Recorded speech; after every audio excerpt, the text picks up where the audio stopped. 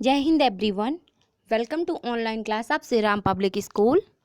Dear student, मैं अल्पना पांडे आज आप लोग को आपकी क्षितिज पाठ्य पुस्तक का काव्य खंड का पाठ 12 कैदी और कोकिला को पढ़ाएंगे। इसको पढ़ाने से पहले मैं आप लोग को बता दूं कि इसके कवि माखनलाल चतुर्वेदी हैं, जिसका जीवन परिचय मैं अपने पहले के वीडियो में आप लोग को बता चुकी हूँ।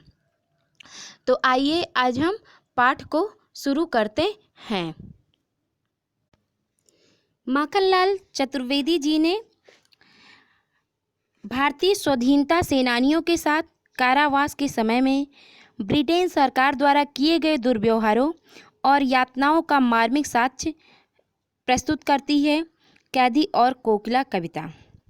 कैदी और कोकिला कविता ये माखनलाल चतुर्वेदी की अत्यंत लोकप्रिय कविता है।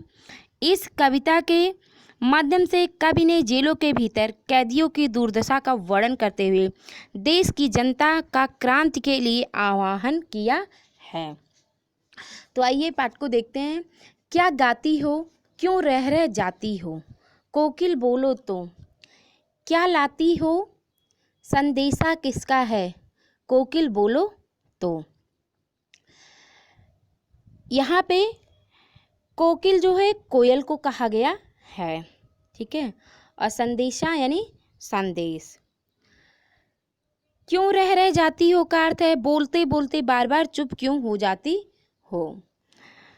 तो यहाँ लेखक ने कहा है कि हे कोयल तुम बोलो, तुम क्या सुना रही हो, तुम क्या गा रही हो, तुम किसका संदेशा लेकर आई हो, क्या बार बार गीत गाकर चुप हो जाती हो, या तुम हमें क्या संदेश देना चाहती हो अपनी बोली के माध्यम से। अगर तुम संदेश लेके आई हो तो किसका संदेश लेकर आई हो। हे कोयल तुम मुझे बताओ, क्या तुम मुझसे कुछ कहना चाहती हो, अपनी बात मुझे जरा सही से बताओ। ऊंची काली दीवारों के घेरे में, डाकू चोरों बटमारों के डेरे में, जीने को देते नहीं पेट भर खाना, मरने भी देते नहीं तड़प रह जाना। जीवन भर अब दिन रात कड़ा पहरा है, शासन है या तम का प्रभाव गहरा है। हिमकर निराश कर चला रात भी काली, इस समय कालीमा मई जगी क्यों आली। यहाँ पे बटमार जो होते हैं उसका अर्थ है रास्ते में जो यात्रियों को लूट लेने वाले हैं, और डेरा यानी निवास, तम यानी अंधकार, हिमकर यानी चंद्रमा, रात काली करना यानी और अधिक अंधेरा कर देना, कालिमा मई यानी काले रंग वाली, आली यानी सखी, ठीक है। तो आली का अर्थ यहाँ सखी होता है, लेकिन आली यहाँ पे कोयल को ही कहा गया है। कब कह रहा है कि हे कोयल, यह देश जो है अंग्रेज शासकों की कड़ी जंजीरों के घेरे में कैद है। ऊंची काली दीवारों के यानी अंग्रेज सरकार के ऊंचे दीवारों में यानी शासकों की कड़ी जंजीरों में कैद है। हम कैदी हैं, बंदी जीवन सा अपना जीवन व्यतीत कर रहे हैं। हम डाकुओं के, चोरों के, बटमारों के और लुटेरों के डेरे में फंसे हुए हैं। अर्थात जो अंग्रेज शासक है वह हमें दोनों हाथों से लूट रहा है, ऐसा कवि कह रहा है, और इसलिए हमारा अस्तित्व ही जैसे समाप्त हो गया है। जीने को देते नहीं पेट भर खाना, मरने भी देते नहीं तड़प कर रह जाना। यहाँ लेकर कह रहा है कि हमें आज़ादी की सांस भी नहीं ले पा रहे हैं, यानी यह एक ऐसा अत्याचारी शासन है कि जो मतलब हमें जीने के लिए पेट भर के खाना भी प्राप्त नहीं हो पा रहा है, और जो है भारत, और हमें मतलब यहाँ पे मरने को भी नहीं मिला, हम केवल तड़प कर यहाँ पे अपना जीवन व्यतीत कर रहे हैं, केवल अपनी ज़िंदगी को जी बस रहे हैं। भारत ने, यहाँ लेकर कहने की कोशिश कर, भारत ने जैसे एक जेल का रूप धारण कर लिया है, और यहाँ पे जो भारतीय हैं वे कैदी जीवन सा व्यतीत कर रहे हैं। इस शासन ने उनकी स्थिति ऐसी कर दी है कि ना वो जी सकते हैं और ना ही वो मर सकते हैं, केवल वह तड़प तड़प के रह जाते हैं। जीवन पर अब दिन रात कड़ा पहरा है, शासन है या तम का प्रभाव गहरा है। और यहाँ लेके फिर कह रहा है कवि कि इस शासन ने जैसे जीवन पर दिन रात कड़ा पहरा बैठा रखा है, यही समझ में नहीं आ रहा है उसे कि यह शासन है या गहरी अंधकारमयी असहनीय रात है, जिसको लोग गुजारा जिसमें कर रहे हैं, जो रात बीतना नहीं जान रही है। फिर कह रहा हिमकर निराश कर चला रात भी काली, इस समय कालिमा मई जगी क्यों आली। यानी जो हिमकर यानी क्या कहते हैं, जो उजाला करने वाला होता है, ठीक है, हिमकर यानी चंद्रमामयी जो रात होती है वो भी जो है यहाँ पे लेखक को निराश करके चली गई है। और उस रात चंद्रमामयी रात में भी यह रात काली ही लग रही है। और फिर कब कह रहा है कि इस समय इस कालिमामयी रात में हे कोयल तुम क्यों जाग रही हो। आली यहाँ पे कोयल को ही कहा गया, यानी लेखक कहने की कोशिश कर रहा है कभी शासन का जो सबसे बड़ा कर्तव्य होता है जनता के सुख दुख का ख्याल रखने के लिए, उनके रहने के लिए घर कपड़ा व भरपेट भोजन का प्रबंध करने के लिए। पर अंग्रेज शासन का अत्याचार बहुत ज़्यादा बढ़ गया, वह जनता को भूखों मार रही है। क्या इसे ही शासन कहते हैं? यहाँ लेखक ने कहा यह शासन है या अंधकार का प्रभाव है। आशा है कि शासन से मुक्ति भी प्राप्त होगी। चारों ओर निराशा का ही अंधकार है, यानी कहीं भी आशा की किरण नहीं है। और इस अंधकारपूर्ण वातावरण में हे काली कोयल तुम क्यों जाग रही हो। हे काली कोयल सखी तुम क्यों जाग रही हो। क्या इस देश के अकर्मण्य युवाओं को तुम कोई संदेश देना चाहती हो। तुम इस अंधकार में क्यों बोल रही हो। हे कोयल तुम मुझे बताओ। आगे क्यों हुक पड़ी वेदना बोझ वाली सी, कोकिल बोलो तो। क्या लूटा मृदुल वैभव की रखवाली सी, कोकिल बोलो तो।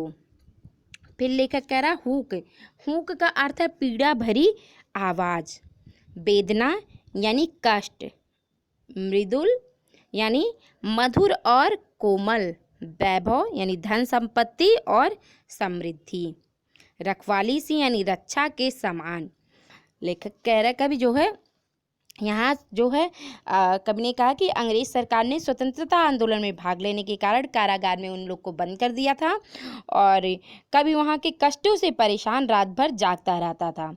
और आधी रात के समय कूकने वाली कोयल को कवि ने संबोधित करते हुए उनके कष्टों के बारे में जानने की इच्छा प्रकट की थी। तो कब कहता है कि हे कोयल इस वेदना के बोझ से, ठीक है, यानी कष्ट भरी बोझ से दबी हुई कोयल कुछ बोलो तो सही। तुम्हारी हुक क्या संदेश दे रही है, यानी तुम्हारी पीड़ा भरी आवाज़ क्या संदेश दे रही है। क्या तुम्हारा भी कुछ लुट गया है, या तुम्हारा भी कुछ लूट लिया गया है। तुम्हारा स्वर तो मधुरतापूर्ण है। यहाँ पे लेखक ने कुछ लूटने का शब्द इसलिए कहा क्योंकि कोयल जो है वह हमेशा मीठा बोलती है, लेकिन यहाँ पे कोयल की आवाज़ में पीड़ा दिखाया गया है, वो उसमें जो है कष्ट में वो दबी हुई बोल रही। तो इसलिए कब कह रहा है कि तुम्हारा भी कुछ लूट गया है, तुम्हारा स्वर तो मधुरतापूर्ण है, तुम तो मधुरता की रखवाली करने वाली हो। यानी वह युवाओं में प्रेरणा का स्वर सा भरता दृष्टिगत होता दिखाई दे रहा है यहाँ पे लेखक को। कोयल बताओ ना तुम क्या कहना चाहती हो। हे कोयल तुम बताओ। आगे क्या हुई बावली अर्धरात्रि को चीखी, कोकिल बोलो तो। किस दावा नल की ज्वालाएं हैं दिखी, कोकिल बोलो तो। यहाँ पे लेखक फिर कह रहा है कि कवि के सामने एक कहता है कि कोयल के स्वर को सुनकर उनके मन में अनेक प्रश्न आते हैं और वे उसे परेशान कर देते हैं। उसके मन में बार बार उत्सुकता पैदा होती है, उत्सुकता जागती है कि आखिर यह कोयल रात के वक्त क्यों कूक रही है, रात के वक्त कोयल क्यों बोल रही है, जबकि रात में सब लोग सोते हुए रहते हैं। क्या कोयल को कवि को ऐसा लग रहा है कि क्या वह कैदियों के लिए कोई संदेशा लेकर आई है? क्या इस कोयल ने मानसिक अपना संतुलन खो दिया, यानी वो पागल सी हो गई? यहाँ दिया है ना, क्या हुई बावली, बावली का अर्थ है पागल, ठीक है। तो कवि कह रहा है क्या वो पागल हो गई है, यानी अपना मानसिक संतुलन खो दी है अर्धरात्रि यानी आधी रात को जो वो बोल रही है। यहाँ देखिए दावानल दिया, दावानल का अर्थ है जंगल में लगने वाली आग, और ज्वालाएं यानी आग की लपटें।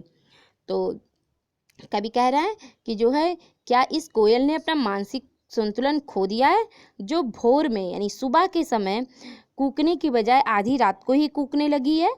और कब कह रहा है कि ऐसा लगता है कि जो है कोयल ने विवेक खो दिया, आधी रात ही इसे पुकारना शुरू कर दी है इसलिए। और समझ में नहीं आता कोयल असमय यानी बिना समय के क्यों कूक रही है, क्या यह कोई नया संदेश देना चाहती है? फिर कवि कह रहा है कि ऐसा लग रहा है कि इसने जंगल में लगने वाली आग की ज्वालाएं देख ली है। वो कह रहा है हे कोयल, क्या तुम जंगल में लगी आग की ज्वालाएं देख ली हो, जो आधी रात को बावली होकर यानी अपनी पागल होकर इस मानसिक संतुलन जैसे खो बैठी हो, इस तरीके से बोल रही है। हे कोयल, बताओ तो सही, तुम आधी रात को क्यों कूक रही हो? तो बच्चों आज हम यहीं तक पढ़ेंगे, इसके आगे का हम अपने नेक्स्ट वीडियो में पढ़ेंगे। यहाँ पे हम आपसे कुछ प्रश्न पूछ रहे हैं, उन प्रश्नों के उत्तर अपनी उत्तर पुस्तिका में लिखिएगा। तो पहला क्वेश्चन है, कब जेल का वातावरण कैसा बताता है? प्रश्न 2, कवि किससे और क्या प्रश्न करता है? प्रश्न 3, जेल में कैदियों के साथ कैसा व्यवहार किया जाता है? प्रश्न 4, कवि ने शासन की तुलना किससे की है? प्रश्न 5, कवि ने कोयल की आवाज़ को हुक क्यों कहा है? प्रश्न 6, कवि ने कोयल को बावली क्यों कहा है? तो इन प्रश्नों के उत्तर आप अपनी उत्तर पुस्तिका में ढूंढ के लिखिएगा। Thank you and have a nice day.